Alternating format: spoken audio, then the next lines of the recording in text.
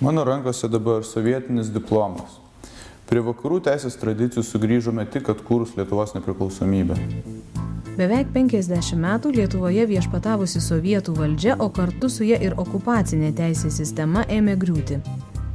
Lietuvos nepriklausomybės mes norėjom ir, sakyčiau, ne tik didžioji dalis, o visas teisės fakultetas ir studentija ir dėstytojai to norėjo ir todėl tą laiką aš prisimenu kaip labai įtemptą. Tada tarybinė kariuomenė užiminėjo pastatus. Prisimenu didelę mūsų studentų demonstraciją prie prokuratūros, kuri buvo tuo metu užimta. Mūsų studentai buvo per kruvinus sausio įvykius Konarskio gatvėje prie televizijos komiteto. Atkurtai nepriklausomos Lietuvos valstybei reikėjo naujų įstatyminių aktų, kodeksų bei pačios konstitucijos.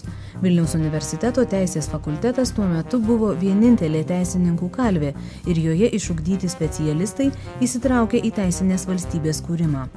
Buvo priimta 94 metais birželio mėnesį buvo priimti atitinkami įstatymai dėl apeliacinio teismo, apygardų teismų įsteigimo.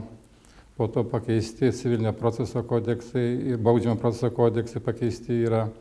Na ir metų pabaigoje vyko tas teismų tikrasis kūrimas. Bet tuo metu tai nebuvo kitos aukštosios mokyklos, kuri ruoštų teisininkus. Tai natūralu, kad tai yra ir dabar didžioji dauguma dalis teisėjų ir prokurorų yra būtent baigę šitą aukštąją mokyklą. Viena prasme tai fakultetas, sakyčiau, nukraujavo, nes kai kurie mūsų dėstytojai tapo Seimo, tuometinės aukščiausios tarybos deputatais arba Seimo nariais atkuriamojo. Kai kas išėjo į kitas tarnybas, teisininkų labai reikėjo visur. Tuo metu paties teisės fakulteto laukė milžiniški iššūkiai. Reikėjo ne tik kardinaliai pertvarkyti mokslo programas, bet ir visą fakulteto gyvenimą pasukti demokratinio valdymo link. Studentija, kaip būdinga jauniems žmonėms, troško greitų permainų, vakarietiško teisės studijų modelio, taip pat teisės dalyvauti fakulteto pokyčiuose. Kai reikia patiems mokytojams persimokyti, kai ir ne tik mokytojams, praktikams, teisininkams reikia taip pat ugdyti kažkokį kitokį požiūrį. Jiems kai kas verčiasi iš to, ką jie yra išstudijavę. Žinai, kad kai kas iš to yra ok, bet kai ką reikia keisti iš pamatų ir tą reikia daryti dirbant ir mokant tuo pat metu. Taip, kad čia nebuvo lengvas procesas. Aš galiu pasakyti, kad dabartiniai studentai su šita problema, jie iš esmės nesusiduria vien dėl to, kad jie mato Lietuvos teisę plačiajame, ar bent jau gerokai platesnėme kontekste, tarptautinėme kontekste, europinėme kontekste, ko ištisus dešimtmečius Lietuvos teisininkai iš esmės negalėjo turėti. Nuo pat Lietuvos nepriklausomybės atkūrimo Vilniaus universiteto teisės fakulteto mokslininkai aktyviai dalyvauja tiek nacionalinės teisės sistemos kūrime, tiek Lietuvos narystės ES ir NATO organizacijų procese. Tuo metu, kai mes įsteigėm tarptautinės teisės katedrą, mūsų specialistai jau buvo reikalingi daug kur. Aš prisimenu gerai, kaip įkūrus specializaciją 91 metais, jau specializantai dirbo užsienio reikalų ministerijoje, advokatų kontorose, ministerijose.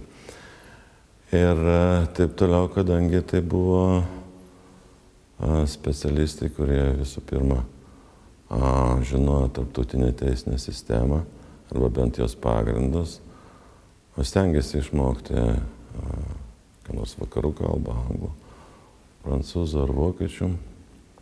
Ir jie jau dalyvavo ir teisėkūroje, ir dalyvavo teisinėje praktikoje. Teisės fakultetas iššūkius atlaikė, sugebėjo visiškai pasikeisti, sugrįžo į vakarų aukštojo mokslo erdvę ir sulaukė teigiamų nepriklausomų tarptautinių ekspertų išvadų. If I look at the teachers, you have very good faculty here. This faculty is comparable to institutions in other countries, absolutely. Šiandien Vilniaus universiteto teisės fakulteto studentams dėsto patys geriausi teisės mokslininkai ir praktikai.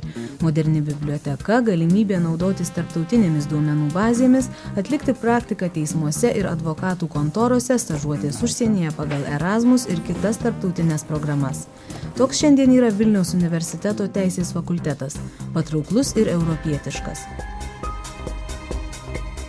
Vilniaus universiteto teisės fakultetas. Čia prasideda teisininko kelias.